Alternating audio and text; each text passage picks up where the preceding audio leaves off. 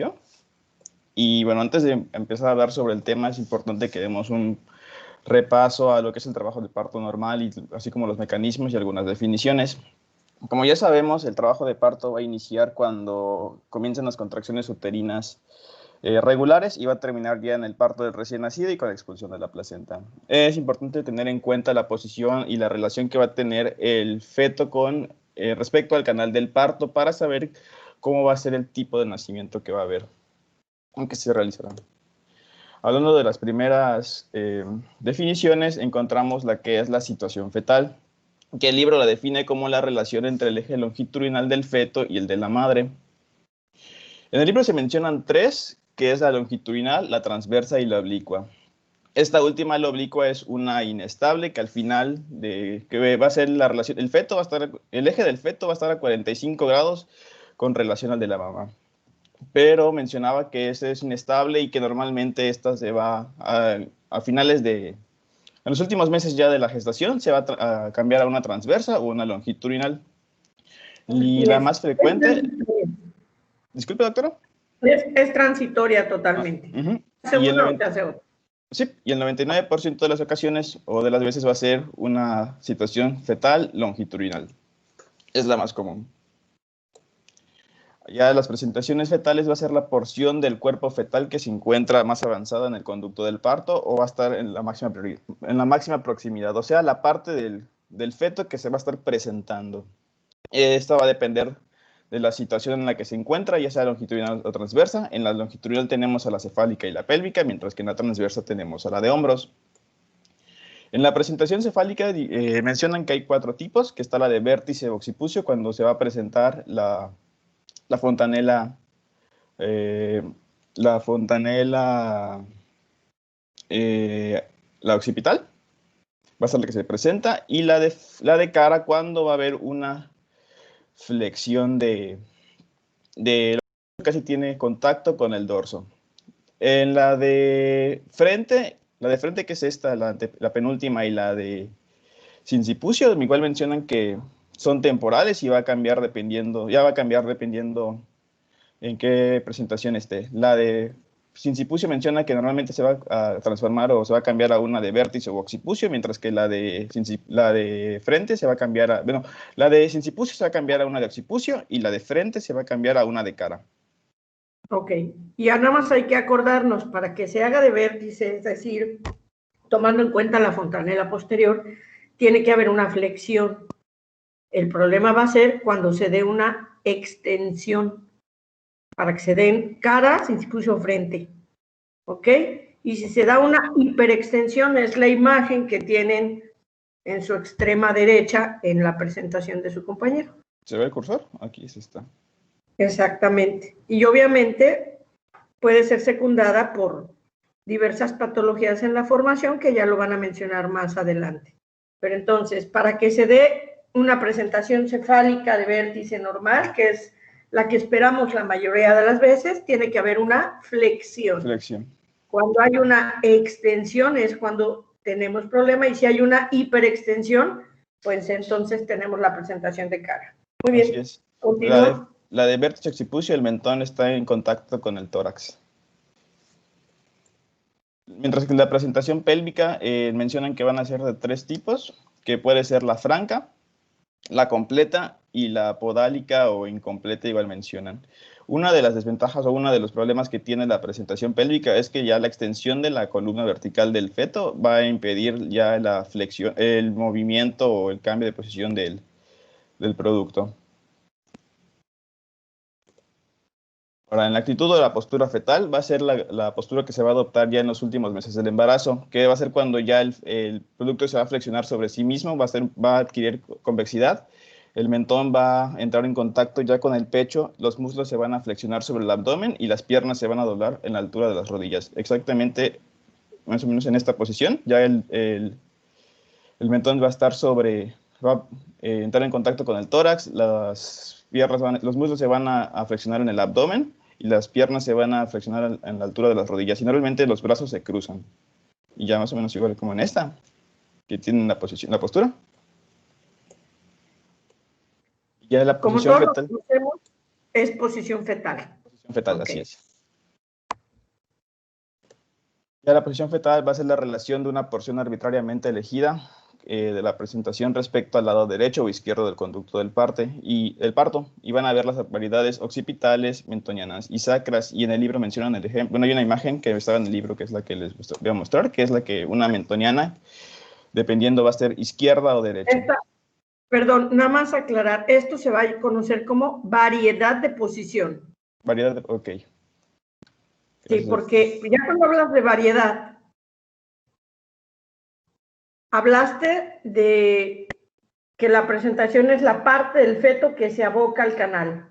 Entonces ya dijimos cefálica o pélvica, ¿no? Sí. O transversa. Ok, entonces, en ese sentido, ya tenemos esa posición, esa presentación en una posición. Ahora vamos a ver dentro de esa variedad de posición hacia dónde está. Y en esa imagen que les pusiste muy claramente es una presentación de cara, por tener una hiperextensión, y vemos cómo el mentón puede estar anterior del lado derecho o del lado izquierdo, y en la última está posterior. Entonces, a eso le llamamos variedad. En esta posición de cara, o presentación de cara, la variedad de posición con relación al vértice, que en este caso de esta presentación va a ser el mentón. En la primera imagen vemos que es anterior. Izquierda. Yo la veo de frente, para mí sería anterior derecha, pero es anterior izquierda porque es de acuerdo a la posición de la mamá, ¿verdad? Sí, la posición anatómica de la madre. La segunda sería anterior derecha. Y la última sería posterior derecha. Derecha. Eso es importante. ¿Por qué? Porque cuando hiciste esta definición, repítela. Que va a ser la relación que va a tomar es una relación, una posición arbitrariamente elegida de la presentación que va a ser respecto al lado derecho, al lado izquierdo del conducto del parto. Perfecto. Entonces, cuando hablamos que es arbitrariamente elegida, es de acuerdo a cómo el feto esté acomodado, por eso es arbitraria. Y cada presentación va a tener un punto toconómico, o a lo que le llamamos, en el caso de la cefálica, el vértice. Entonces, el punto toconómico en la presentación de cara va a ser...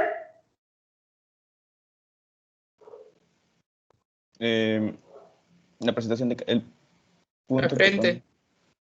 El mentón. ¿Sí? Ok. Porque la raíz de la nariz es cuando te hablas de una presentación de frente. Ese es el punto toconómico. Y en la presentación cefálica, el punto toconómico es la fontanela posterior o vértice. Ahora sí quedó claro. Sí, doctora. Entonces significa que para nosotros identificar tenemos que tocar ese punto, reconocerlo y de ahí poder decir, bueno, primero viene en presentación, segundo está dirigida de tal forma en relación a la parte anterior y posterior y derecha e izquierda de la pelvis materna. ¿Ok? Ok. Continúa. También hablaremos un poco sobre la fisiología del trabajo de parto. Como sabemos, esta va a tener 4 fases, que es la quiescencia uterina y el ablandamiento del cuello uterino, la preparación para el trabajo de parto en sí y el puerperio. Exactamente la parte que vamos a dar más importancia ahorita es el trabajo de parto, que es la fase 3. Okay. Que va a constar de 3 etapas, que es el inicio clínico, donde ya van a haber contracciones y cambios en el cuello uterino. Estos cambios ya van a ser la dilatación y el borramiento del mismo, el descenso fetal y la expulsión de la placenta y las membranas. Y en la etapa 2, que es el descenso fetal, es cuando ya se presentan los movimientos cardinales que ya habíamos visto, que pues, son encajamiento, descenso, flexión, la rotación interna, la extensión, la rotación externa y por último la expulsión, perdón. Y aquí hay una imagen de pues, cómo se ven todos los movimientos cardinales, que va a empezar con antes del encajamiento, ya se va a encajar y va a haber el descenso, y luego va a haber una flexión, va a haber una rotación interna, como se dieron cuenta igual en estas partes del cráneo, del producto, se ve cómo está rotando. Ya luego de la rotación completa va a haber una extensión inicial hasta que se complete y ya va a salir del conducto cuando va a haber una rotación externa ya fuera de la madre y ya empieza la salida o la expulsión de este. Ok. Y ya. Memo. Hola, buenos días, ¿me escuchan? Sí, Bueno, Sí, bueno. se te escucha sí, muy se bien. escucha. Ok, buenos días. Bueno, vamos a continuar con esta presentación. Ahorita lo que toca es saber qué es una distosia. Bueno, para empezar, la distosia se denomina como cualquier anomalía de trabajo de parto que va a interferir con el avance ordenado del parto espontáneo. También se le conoce literalmente como trabajo de parto difícil, porque como dice la definición, cualquier situación que haga el trabajo de parto, ya sea tardío o difícil o que de plano no se pueda, se le llama distosia. Siguiente, por favor.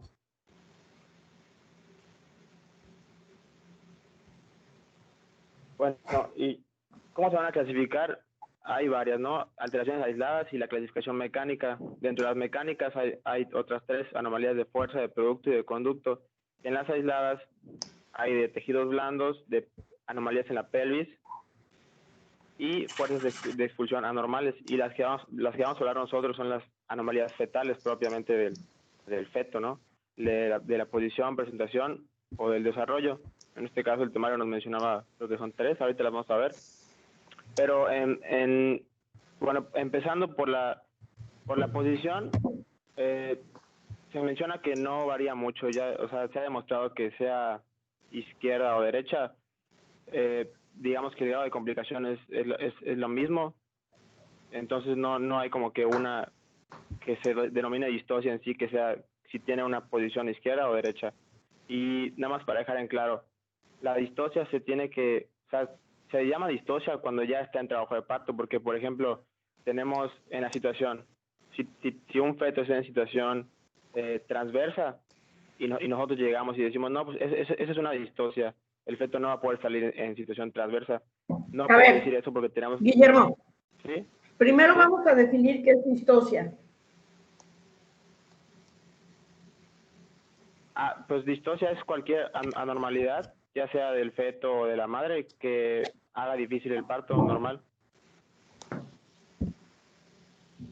Entonces va a ser toda aquella alteración fetal o materna que ¿Sí? pueda obstruir la evolución de un trabajo de parto normal. Correcto.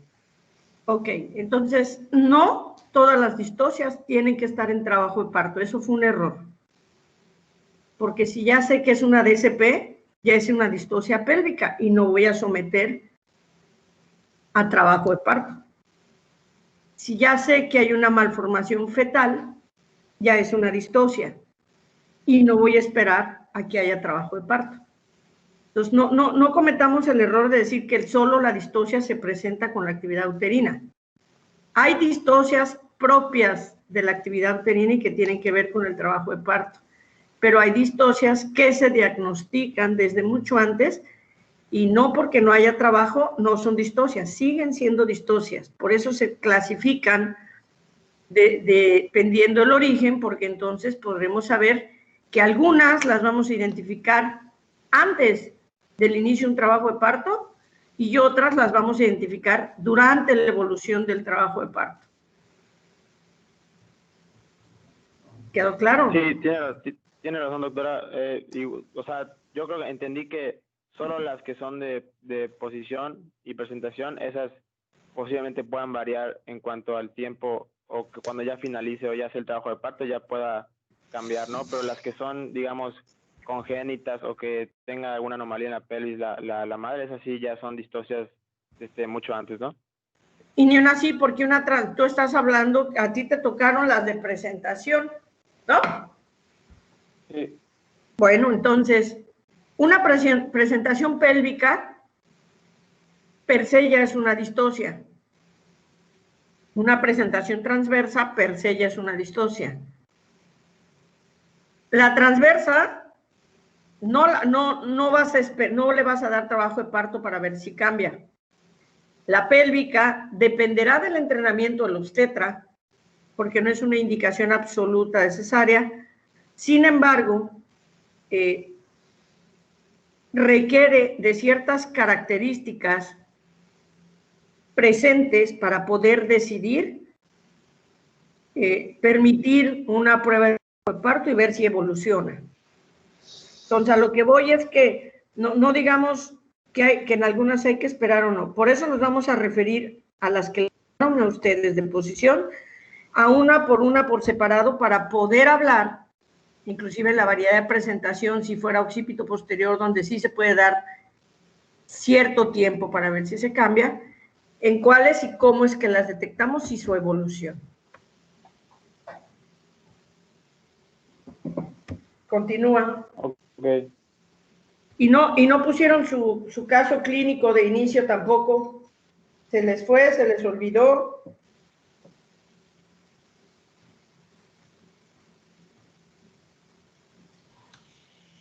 No, creo que no, mi compañero no, o sea, no lo pudimos encontrar. Sí sabíamos que se tenía que... ¿Cómo que no lo pudieron encontrar? Bueno, es que ustedes lo tenían que hacer. Ah.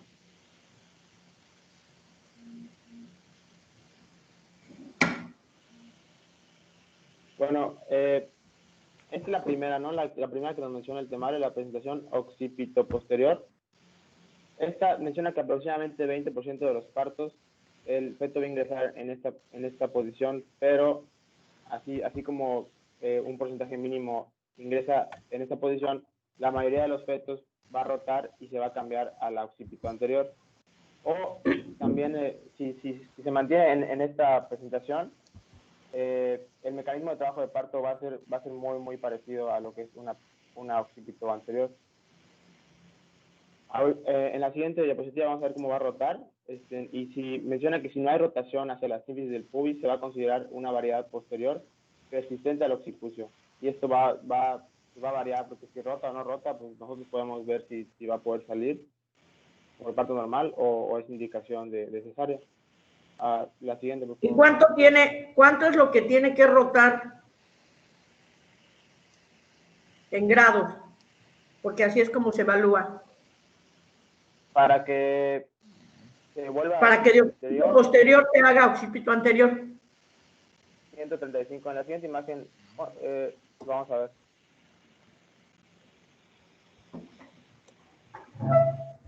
Oscar, pues, ahí está. Ahí pueden observar cómo primero rota 45, hacia la derecha sería de nosotros, izquierda de la madre, otros 45 y al final otros 45, entonces esos van a sumar los 135 grados que tendrá que rotar para que sea una occipito anterior. Y pues aquí también se puede clasificar entre izquierda o derecha, como en la imagen que pueden observar a su derecha. Ok, entonces vigilas a tu paciente. ¿Cuánto tiempo esperas? Vamos a decir que la tenías ahí, está en trabajo de parto, ya en primer plano, ya habías detectado que estaba en occipito posterior, le hiciste una prueba, un registro cardiotocográfico, una prueba sin estrés para que todo estuviera bien, te dice que está bien, que no pasa nada, continúa, la estás vigilando, sigue con actividad regular, ya tiene dilatación y borramiento completo, y ya lleva 90 minutos, ya lleva hora y media en occipito.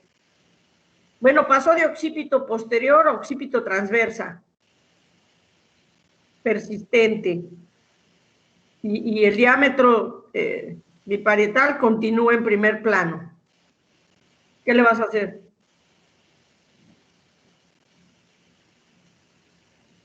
Pues si ya está rotando, yo esperaría un poquito más para ver si no llega ya al completo a los 135 grados. ¿Alguien más? Lleva 90 minutos ya.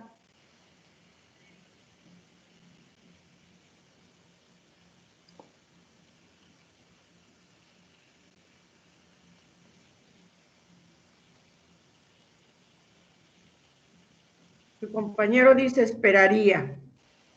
¿Quién le aumenta a la oxi?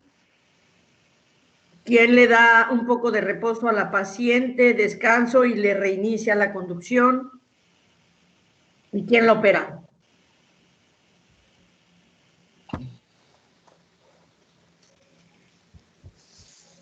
¿Opinen? Elsa. Yo creo que podríamos darle descanso y luego inducción. Pero no estoy segura.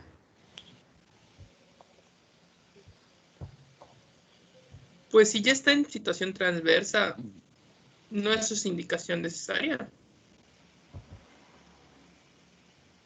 Dijimos occipito transversa, no situación transversa. Ah, disculpe, escuché mal.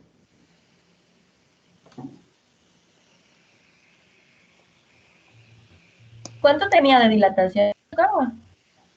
Ya está completa, con dilatación y borramiento completos, nada más que continúa en primer plano.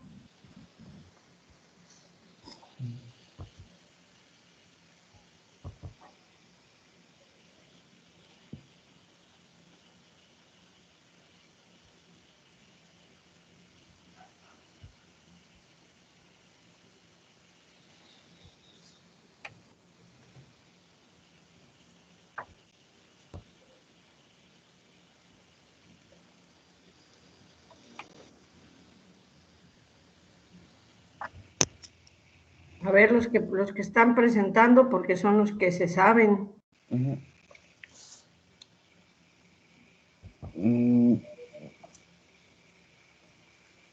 Yo tampoco estoy muy seguro, doctora, de lo que se haría en esta situación.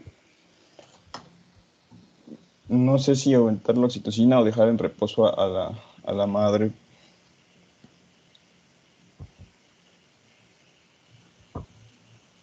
Yo lo que, o sea, no sé cuánto tiempo exacto yo tendría que esperar más, pero pues el libro menciona que No sí, sabes cuánto sí tiempo podría, exacto. ajá, exacto, ya esperar para que rote más. Pero a mi parecer yo creo que sí podrían hacer por parto natural.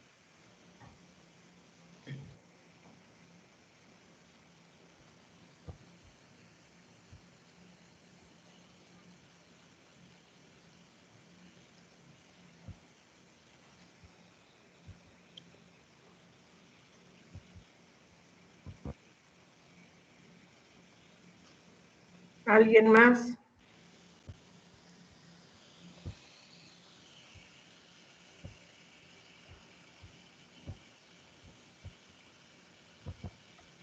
Aquí lo más importante va a ser que precisamente, bueno, además de que les pedí un caso clínico, les dije que revisaran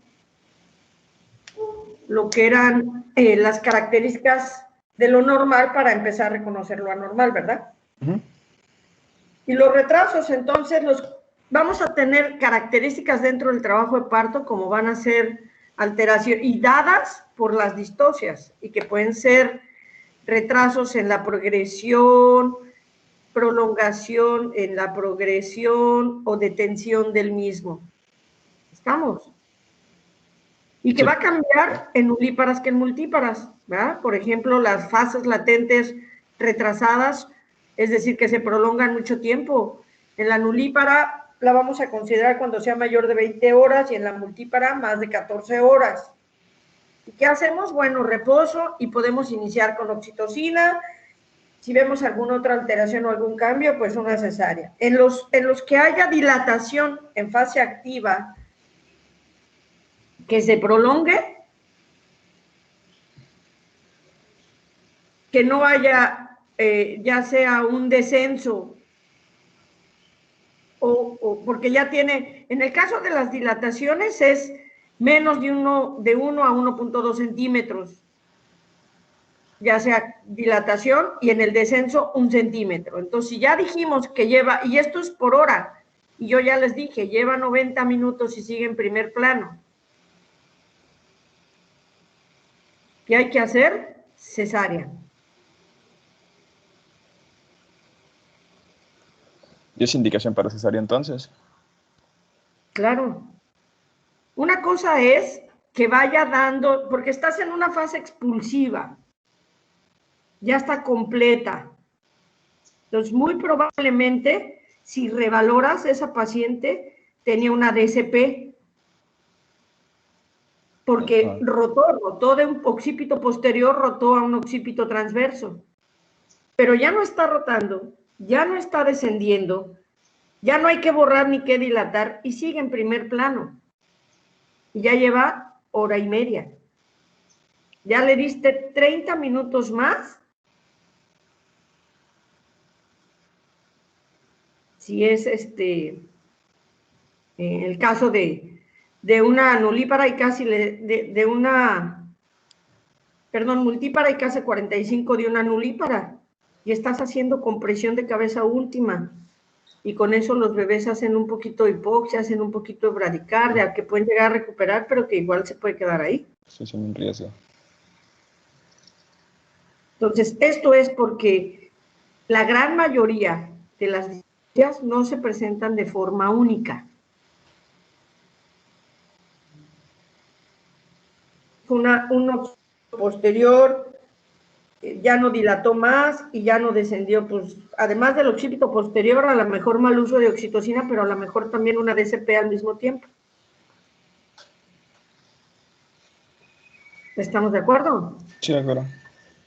Y entonces van a revisar su cuadrito y en el cuadrito les viene la característica del trabajo, los criterios para nulípara, multípara, el tratamiento preferido y te dicen tratamiento excepcional. Pero esto es siempre de acuerdo a los tiempos. Cuando los tiempos están guardando, no podemos rebasarlos. Entonces, ciertamente, si yo les hubiese dicho lleva media hora o lleva 40 minutos, obviamente observación, reposo y reiniciar sería lo adecuado. Pero ya rebasamos más de 30 minutos el tiempo permisible. Ya no podemos nuevamente reposo y reiniciar. Ok, doctora, gracias. Muy bien. Continúa. Entonces, más de una hora ya no se puede. O sea, Claro. es necesario. Claro, está bien descrito cuánto debe durar. Después de eso está fuera de la curva. Y lo primero que tienes que hacer más que eso es vigilar y salvaguardar la vida del bebé, porque es el primero que va a estar comprometido. ¿Continúa? Correcto.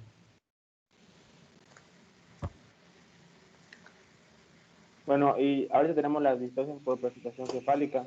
Estas se van a clasificar según la relación entre la cabeza y el cuerpo del feto. Aquí van a haber pues varias posibilidades, ¿no? La del vértice, que es la normal, la que esperamos, la de cara, la incipital y la de frente. Estas dos últimas van a convertirse muy probablemente en alguna de las dos primeras. Si no ocurre esto es cuando ya le llamamos lo que es distosia. El feto a término se va a presentar por lo general en la forma de vértice.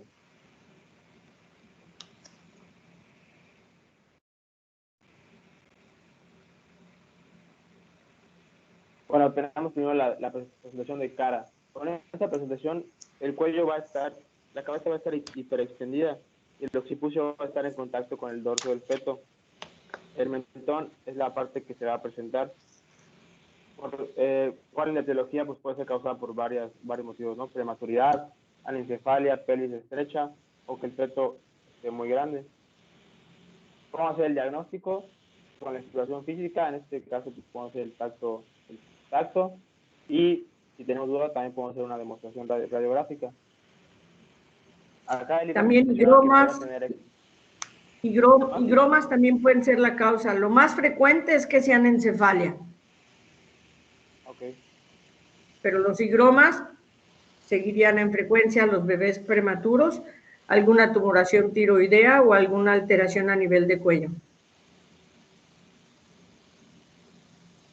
Ok, el libro mencionaba que puede tener éxito el parto vaginal, por lo cual no va a estar indicado que nosotros querramos rotarlo manualmente o con algún instrumento como el forceps.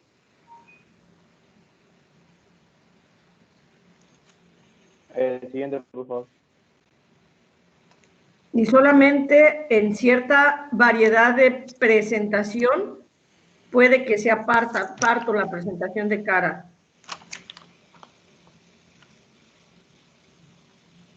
Y estamos hablando de una mentón anterior. Si es mentón posterior, nunca va a ser parto, nunca va a tener éxito el parto. Y tendrá que ser una cesárea. Creo que Samira, nuestra compañera, quería decir algo.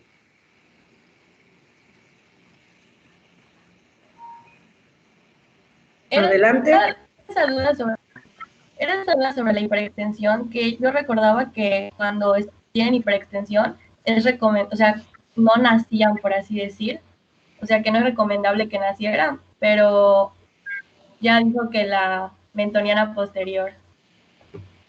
Sí, solamente, o sea, el libro lo pone como un éxito y no, o sea, solamente y siempre y cuando el feto sea pequeño y la presentación sea mento anterior, puede. ¿Por qué? Porque entonces la parte más amplia del cráneo va a caer sobre el espacio del sacro, haciendo una depresión, y con eso va a permitir que pueda liberarse el mentón. Pero cuando el mentón está hacia abajo, hacia la presentación posterior, esa hiperextensión hace que la frente choque con la cara posterior del pubis, y entonces jamás va a progresar. Y obviamente, los que digo, no sé, y supongo que ninguno de ustedes ha visto una presentación de cara. Yo solamente he visto una en toda mi vida y que nació por parto, y obviamente es una inflamación importante y con riesgos de fracturas, ¿no? No tuvo ninguna fractura, pero sí era una carita totalmente deformada por el edema tan importante. Gracias, doctora. Decidir parto, el Williams lo dice porque es un libro que viene anglosajón y que viene de instituciones donde tienen todo lo necesario para que en el momento que digan, no puede ser parto, pásalo a la sala, hagan cesárea, se puede, sí, claro. Cuando tienes todo y con todo, sí lo puedes hacer así. Nosotros no, porque no contamos con una sala todo el tiempo disponible, ni el personal, ni todo para hacer una cesárea de mega urgencia. Si decido un parto que a la hora de la hora no sea parto, no siempre tengo una sala disponible. Continúa. Ok, pues como... No, regresa, por favor. Como había dicho la doctora, ahí pueden ver las formas en que se puede presentar la redundancia, la presentación de cara. Ahí está la mentoniana posterior, que es la que más se va a complicar, y pues en este caso, como ya escucharon, pues sería indicación de cesárea. Aquí el problema pues es como ya vimos lo que es la hiperextensión o deflexión del feto, por lo cual va a ser muy difícil que pueda salir por parto normal. Siguiente, Oscar, por favor. Y bueno, tenemos a la presentación de frente. Aquí no, o sea, sí va a haber una deflexión, pero no va a ser tanta como la presentación de cara. Aquí se va a presentar cuando la posición de la cabeza se va a encontrar entre el borde orbitario y la fontanela anterior.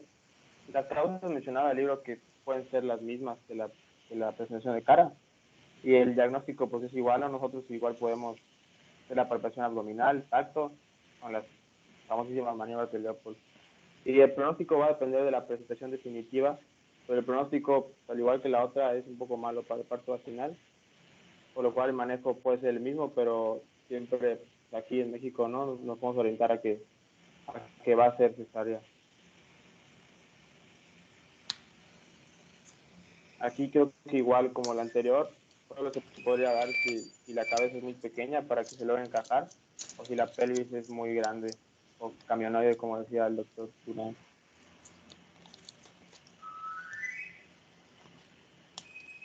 Siguiente, Oscar, por favor.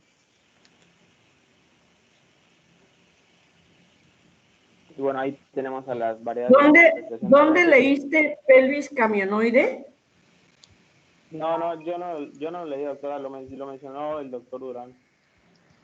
No, eso no se menciona así en ningún lado, por favor. Sí, no, en la literatura no. Por eso, no ni tú en tu lenguaje como médico, por favor. Okay. Sí, yo entiendo que no es un término adecuado, o sea, medicinal.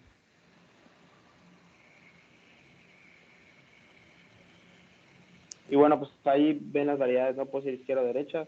El encasillamiento va a ser imposible hasta que existe un moldeamiento o algún cambio en la variedad. Y pues el pronóstico sí va a depender de la presentación final que tengamos nosotros.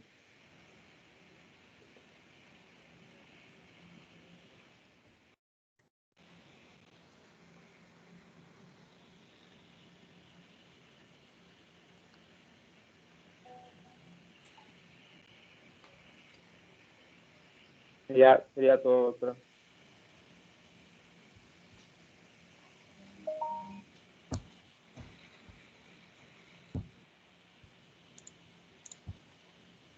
¿Alguien tiene preguntas, dudas?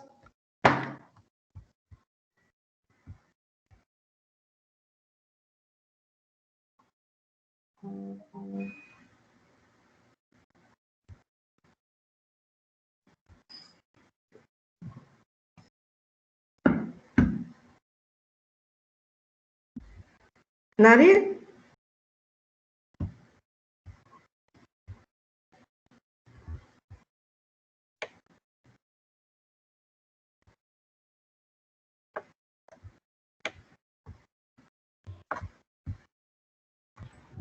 Creo que no, doctora.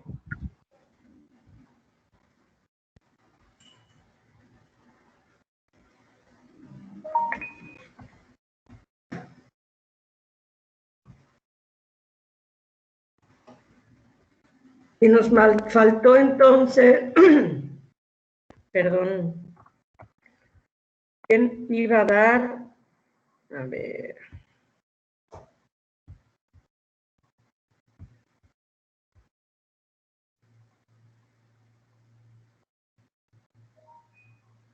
Sí, nos faltó, por ejemplo, higromas, nos faltó, por ejemplo, algunas otras, o sea, no presentaron nada del desarrollo del feto, alteración del desarrollo del feto, porque sus otros compañeros van a dar macrosomía e hidrocefalia. Pues no hablaron de higroma, no hablaron de anencefalia, la mencionaron, pero no lo tocaron como tal.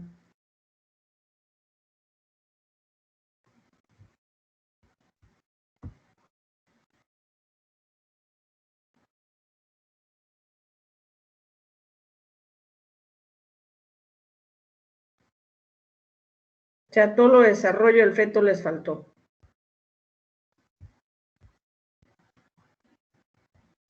Si gusta lo puedo mencionar en la siguiente clase antes que empiecen los siguientes compañeros. Tú que, si tú fueras el profesor y yo hago mi presentación y me falto, ¿qué dirías si te digo yo, doctor, si gusta, si usted gusta, lo completo, si no, no lo dejo así?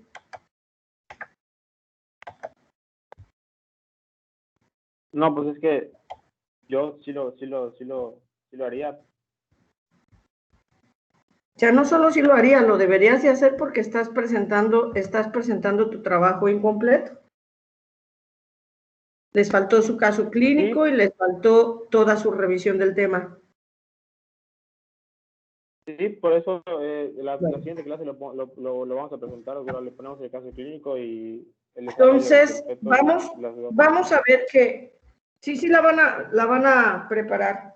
Van a ver entonces que otro tanto porcentaje de las distocias importante va a ser toda aquella alteración en la formación del feto. Y estamos hablando desde que pueda haber problemas, sobre todo desarrollo, hablando en cuanto a alteración en la posición de higromas a nivel de cuello, de tumoraciones, de espinas bífidas, de acortamientos, de acrania, de anencefalia y que van a ser todas aquellas formaciones que de alguna manera mecánica van a obstruir el trabajo de parto, algunas evitando que haya, por ejemplo, un encajamiento que pueda ocurrir como en la anencefalia o una evolución de la actividad contráctil por una falta mecánica en dilatación y una mala respuesta por una anencefalia, y que además pueda haber con mayor frecuencia una presentación de cara.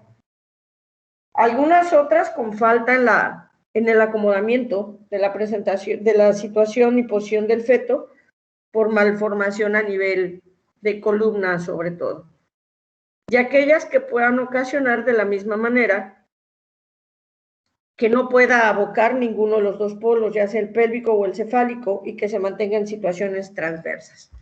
Aquellas faltas de cierre a nivel abdominal que puedan tener expuesto contenido abdominal fetal, que también puedan provocar una distorsia en la evolución del trabajo de parto, o que no permitan, por supuesto, que se llegue inclusive al término, y que puedan ser una causa, si bien los libros dicen que poco frecuente, en nuestro hospital tenemos frecuentemente acráneas, tenemos frecuentemente anencefalias, tenemos frecuentemente gastrosquisis de diferentes diámetros y compromisos abdominales, y bueno, las presentaciones pélvicas y transversas que también se presentan.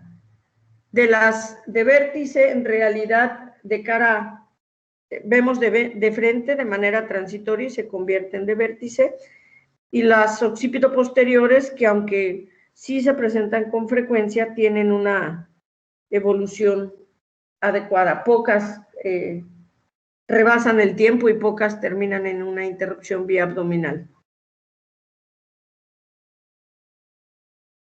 Mañana sus compañeros que dejaron el tema incompleto hoy van a hacer una presentación pequeñita con lo que falta y con un caso clínico, por favor. Y continuaría el siguiente equipo, que son Baltasar y José Eduardo, con presentación pélvica, situación transversa, macrosomía e hidrocefalia. Por favor, en presentación pélvica, quiero que seamos muy enfáticos, que en presentación pélvica ya habló en generalidades ahorita su compañero, hablemos de frecuencia, de incidencia, de las causas por las cuales se puede dar, pero poniendo mayor énfasis en las maniobras para la extracción en un trabajo de parto, ¿sí? Que va a ser lo más importante. En los partos pélvicos referentes, el 50% se distocia por maniobras médicas. Entonces, una presentación pélvica puede ser un parto, sí, siempre y cuando el entrenamiento del obstetra sea completo, esté dispuesto, sepa las maniobras, y la primera primicia es que sea una pelvis probada, es decir, una pelvis que ya haya tenido un parto, no necesariamente pélvico, pero que ya haya tenido un parto de término, es una de las indicaciones. Entonces, ahí sí quiero que hagamos sobre todo mucho hincapié en las maniobras, y que obviamente cambian con cuáles inicia de acuerdo a si la presentación es completa o incompleta, o franca de nalgas, o en flor de loto. Y bueno, veremos y aclararemos mañana cómo es que los libros a veces manejan un poquito esto diferente en cuanto a definir cuál es cuál.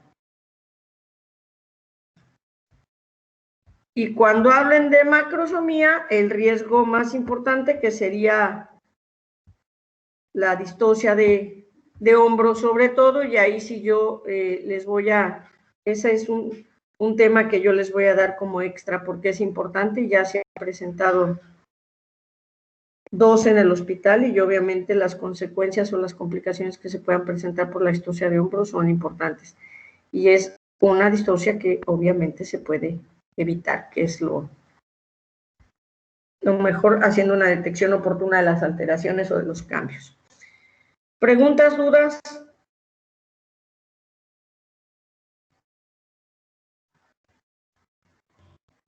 Entonces, igual entraría los tiempos de alumbramiento como parte de las distancias, doctora.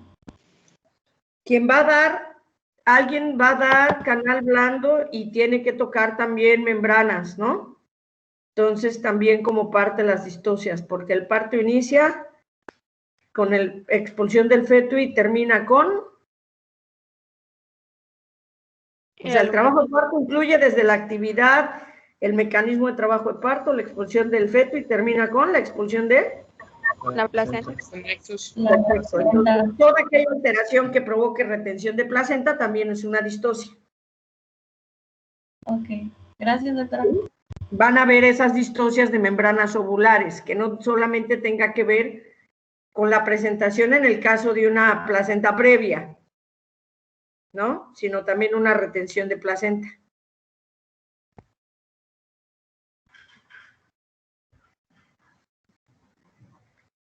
¿Alguien más? ¿Alguna otra pregunta?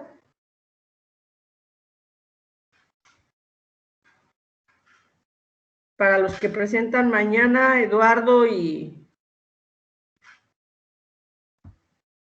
Sí, lo de Baltasar.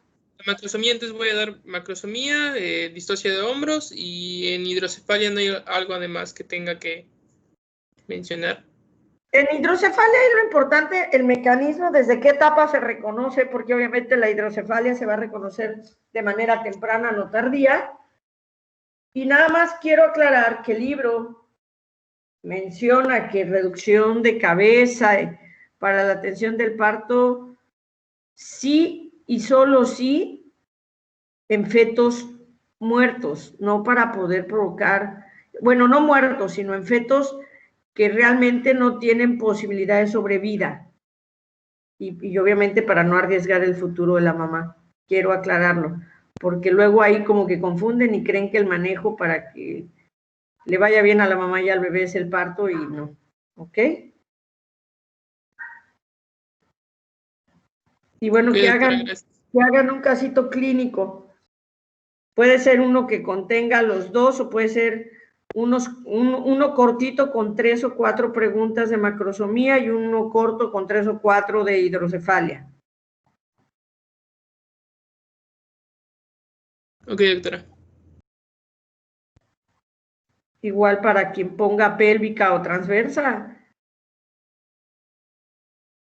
En cuanto al mecanismo, lo que quiero es que en su caso clínico digan, bueno, por ejemplo, vamos a hablar de macrosomía. Voy a poner un ejemplo, una paciente diabética, ya con antecedente de un producto de 3600, de diabética tipo 2, que se ha mantenido en control, su última hemoglobina glucosilada dentro de límites normales menor a 5, sus controles en ayunas están en 130 y en 140 los posteriores a su comida. Todo bien. Ya tiene 36 semanas y tiene un fondo de 34, un fondo uterino de 34 centímetros. Entonces ahí primero diría yo qué diagnóstico le dan y podría yo preguntar el peso calculado, si sospechan o no de una macrosomía. Podríamos dar el IMC de la paciente, etcétera, etcétera. ¿Sí? Sí, doctora. Y decirles que es más frecuente que cuando tenemos una paciente que desconocíamos antecedentes o que no tenía antecedentes diabetogénicos y demás, y tiene un macrosómico, la posibilidad de que esa mujer tenga diabetes gestacional, haya cursado con diabetes gestacional, o sea, diabética, no tipo 2 no diagnosticada, o sea, pregestacional no diagnosticada, es muy alto, a diferencia de que una mujer diabética pregestacional o con diagnóstico de diabetes gestacional controlada, tenga un macrosómico. Es menos frecuente.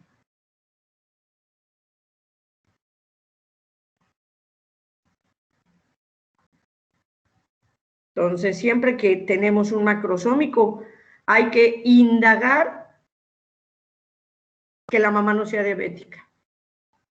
Y por el contrario, si ya es diabética y la controlamos, difícilmente va a haber una macrosomía como parte de una distocia en la formación y obviamente una distocia, un riesgo de distosia para el trabajo de parto, porque la macrosomía per se pues puede conllevar a que si dices, bueno, es una pelvis amplia, de diámetros adecuados, y aunque el bebé sea grande o probable macrosómico pudiese pasar, pues a lo mejor la cabeza sí, pero lo que sí, el riesgo alto de que pueda presentar es una distocia de hombros, que eso ya es algo que va sobreagregado. ¿De acuerdo? Sí, doctora. Perfecto. ¿Dudas? ¿Preguntas?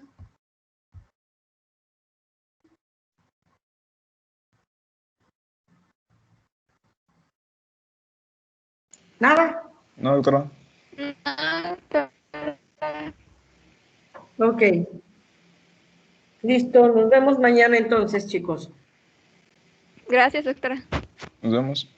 Hasta mañana, Hasta doctora. mañana, doctora. Gracias. Hasta luego, doctora. Hasta mañana. Gracias. Hasta mañana. Buen día.